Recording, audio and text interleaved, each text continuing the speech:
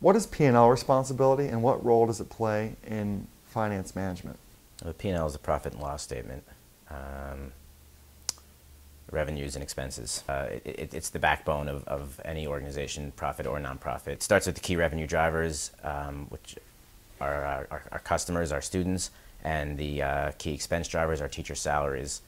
And then there's many other lines in between, other sources of revenue, whether it's donations or state or private grants, and other expense lines like curriculum and after-school stipends and school supplies. And as the finance director, I'm the guy that's looking at all these different P&L lines, these profit lines, these loss lines, and making sure that everything's on track and that we're not and that we're spending the right amount in the right places, that our focus, that we're aligned with our mission. How has your MBA education prepared you to more effectively manage a P&L? Key core courses of an MBA, like accounting and corporate finance, teach you how to build these financial statements, how to look at these financial statements and analyze these financial statements. Whether it's quarterly financials from a for-profit company or quarterly financials that I create for Democracy Prep Charter School that I show to our board of directors. These are things you learn about in your first and second semester of an MBA, and it's really exciting to put that to use.